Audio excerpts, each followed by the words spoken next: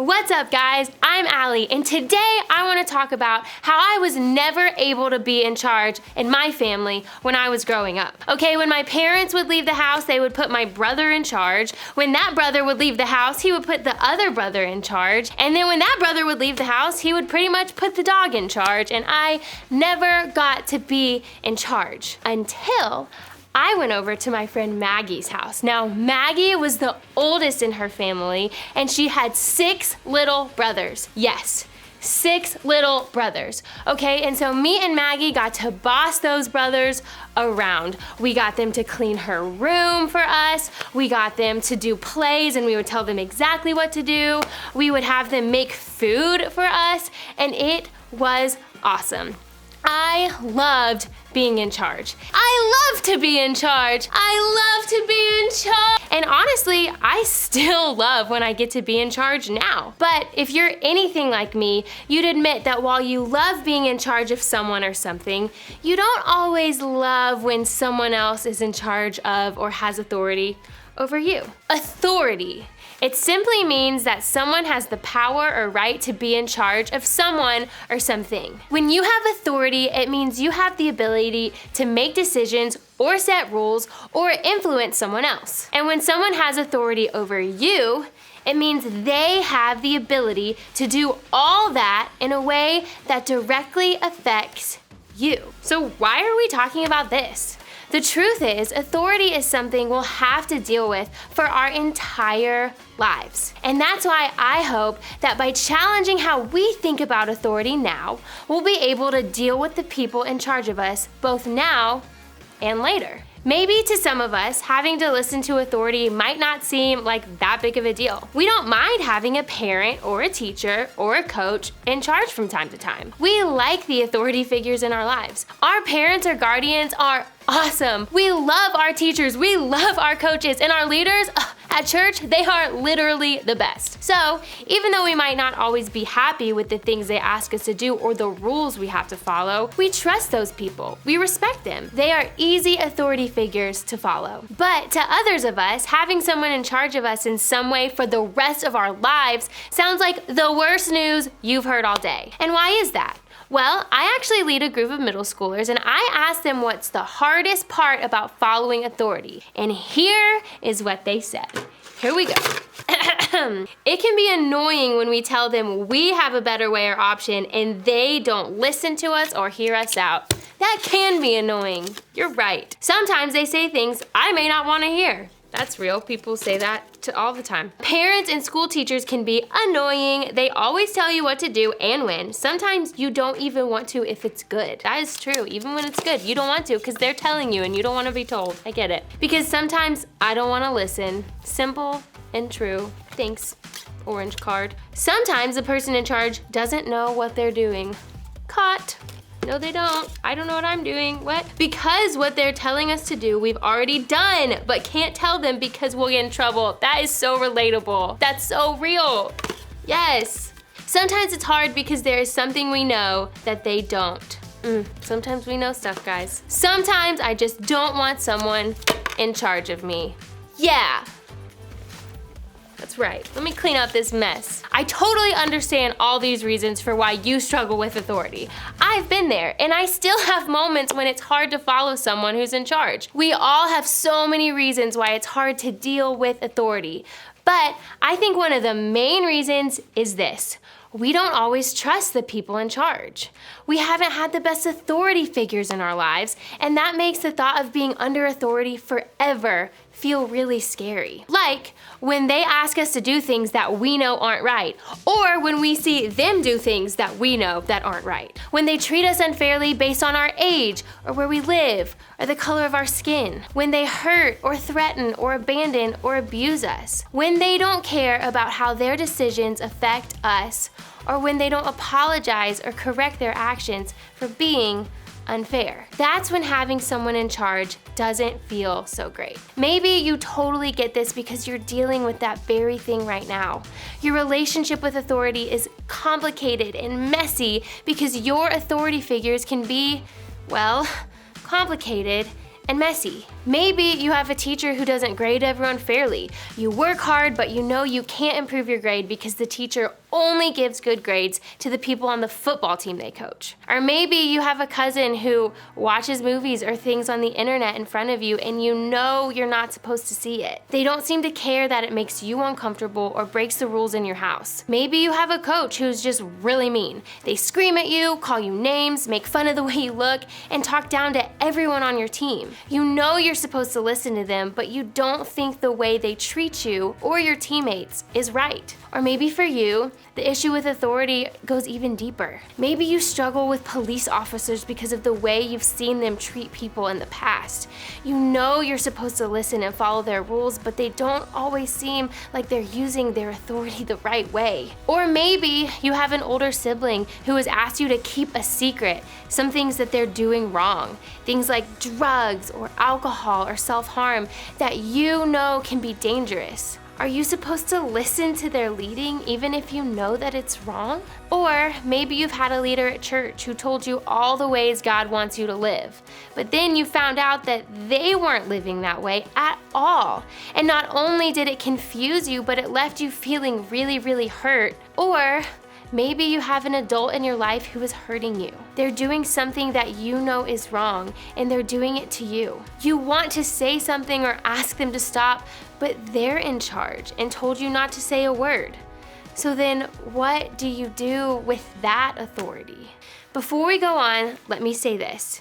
If you're being hurt or abused by anyone in your life, that is wrong. There's no question about it, and speaking up is the best thing that you can do. The people in charge here, like your group leaders, want to help you and find support that you need to make this change. So please know this is a safe place to speak up today. No matter what your relationship with authority is now, the reality is that at some point in our lives, we're going to find ourselves dealing with some great people in charge, and other times there are some not so great people in charge. And because of that, we have to ask ourselves this question: what do we do when we have to deal with bad authority? Thankfully, we're not the only ones in history who have struggled feeling this way. Today, I want to talk about a guy named David who had to decide how to deal with an authority figure in his life who wasn't always that great. You see, God had actually picked David to be the next king of Israel. Pretty amazing, right? There was just one problem. There was already a king named Saul, and he did not want to give up his throne. In fact, Saul wanted to stay king so badly that he decided it would be a good idea to kill David. Not the best use of your authority, if you ask me. When David found this out, he literally ran for his life. And that's where we pick things up. King Saul and his army had been chasing David around the land, and this time they were getting pretty close to actually finding him. David and his men must have known that the army was coming because they decided to hide in a cave. Pretty soon, Saul and his army ended up walking right by the exact cave that David was hiding in. Saul himself even went into the cave for a quick bathroom break. Yikes. Gross. Ugh. Of course, David's men encouraged him to use this opportunity to take Saul out. I mean, this was David's chance. Years of frustration and confusion had finally come down to this moment. Saul had been an awful authority in David's life, and now David finally had a chance to do something about it. Actually, hold on, I'll show you. The world! Yes.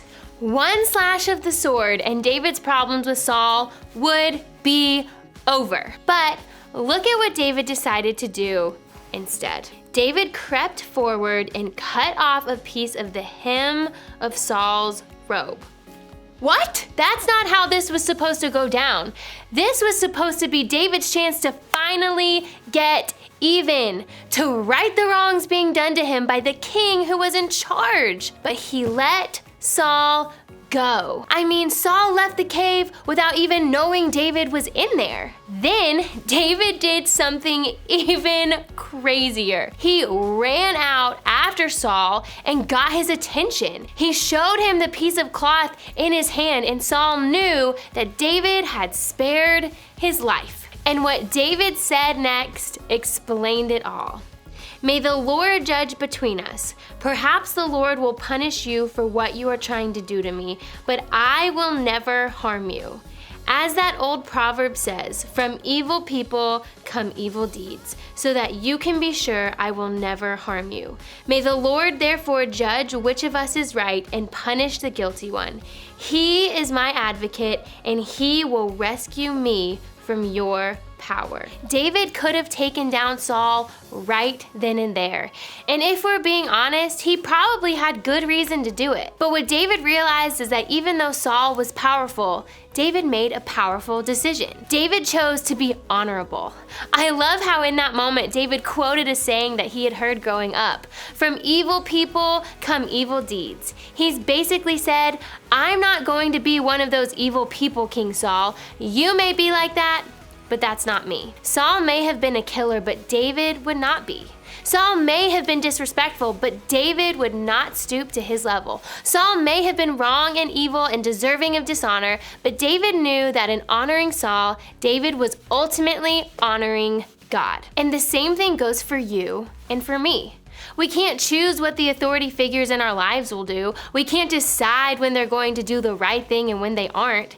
And we certainly don't all have the chance to get back at them while they're going to the bathroom. But we can honor God by choosing the best actions and responses to the authority in our lives. We can choose to be honorable no matter what's going on around us. Maybe this looks like talking to your principal if your teacher is discriminating against your classmates. Or maybe you need to respectfully disagree when an adult says something rude about another person. If any leader is hurting you or asking you to hurt yourself or others, this is an authority you should not listen to. I know figuring out how to not listen to a bad authority is challenging. Don't ever hesitate to seek out another trusted adult to help you think through how you will respond when you face those moments. Their actions, no matter who it is, don't have to determine our response. Does that mean we always obey? Always give in? Nope. He did decide, however, that no amount of Saul's evil could force him to do evil as well. It wasn't worth it. He wouldn't become like the person he was running from. You can always choose to be honorable. Now listen, I know that's easier said than done. I get that it isn't going to be simple, but it is possible to be honorable even when the authority figures in our lives aren't acting all that honorable themselves. You can always choose to be honorable, but honoring someone doesn't mean we obey everything they say, agree with them, and worship them. Honoring bad authority means choosing to be honorable in how we respond to them. So, how do we even do that? First, think about what you say and how you say it. How you talk to your authority and about your authority really matters. Don't raise your voice, get mean, or call them names. Choose your words wisely when you're talking both to and about your authority. It's okay to speak up when you feel you've been wronged, misunderstood, or disrespected. But as you speak up, remember to do it with respect. Second, remember they're human too. Our authority figures aren't perfect, even the good ones. They're going to mess up, make mistakes, and say and do things they shouldn't. When that happens, we can choose to remember that just like us, they aren't going to get it right all the time. And instead of shutting down or blowing up when that happens, we can choose to honor them by giving them a chance to right their wrongs or do better next time. After all, don't we want people to do that for us? And finally, do what's safe for you. Some of you might be in a situation where the person in charge is using their authority in a way that's dangerous or harmful to you. If that's you, I want to say I'm so sorry that you've been put in that situation.